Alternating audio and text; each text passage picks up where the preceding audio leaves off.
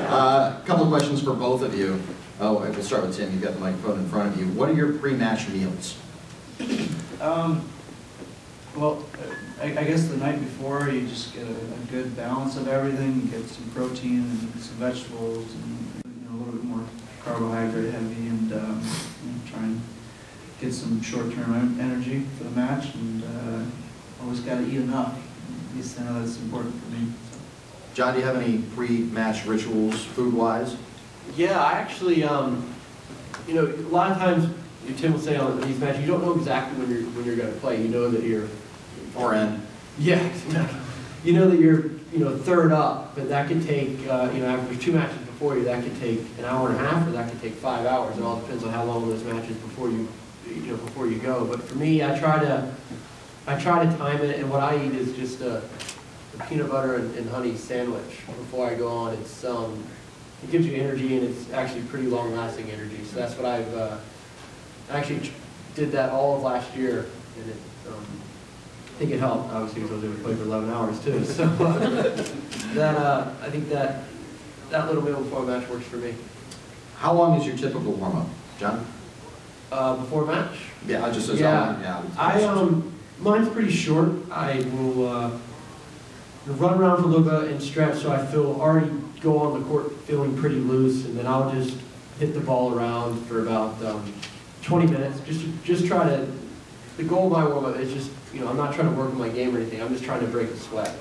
That's the only thing I'm trying to do. And as long as I do that, I'm feeling good for the match. And finally, I'm sorry, Tim, how long's your pregame? It's about the same. About the same. What are your favorite tournaments and places to play? For me, the U.S. Open is my favorite. I think, Tim would probably agree with me that on that one. It's one of the 4 Grand Slams. It's a huge event, and the amount of people that come in and watch our game in New York is incredible, and the crowd is always on your side.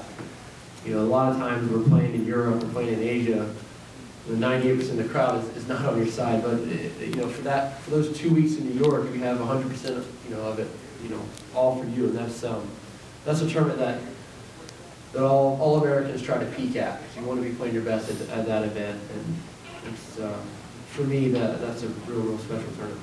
Tim?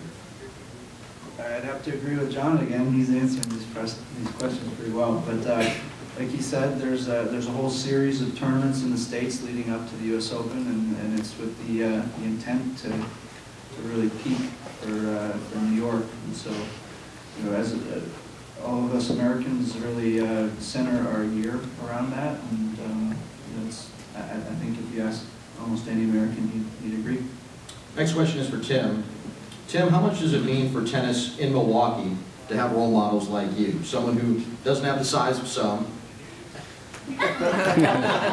but who uses everything that he has to be as good as he can be.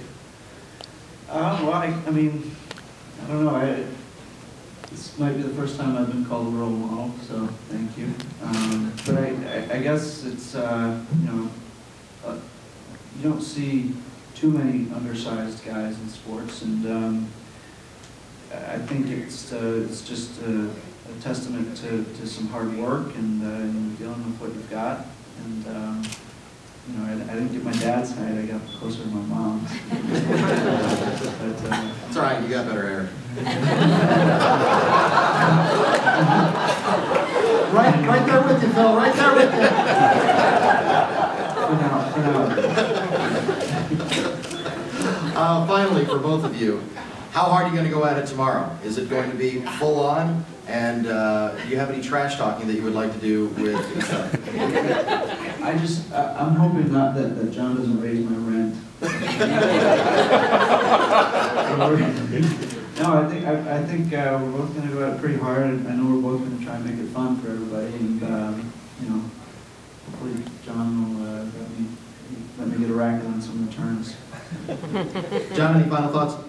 Yeah, it's gonna, first of all, we're gonna go out there and try to create a fun atmosphere for everybody, but also at the same time, we're both competitors too. So I want to win the match. I'm sure he wants to win it, and it's going to be interesting to see as well, because we do have contrasting style. I'm kind of a, hit a serve and hit a forehand as hard as I can, and this guy can run around like a little jackrabbit. It's annoying. I practice with him every day in Tampa, and you can ask my coach. Tim drives me absolutely insane on the court. He just gets to everything and puts it back in play. So, like you said, it's going to be contrasting styles, but it should be a fun match. And we look forward to seeing it tomorrow night over there at Hell Fair on the Marquette campus. Once again, let's hear it for John Isner.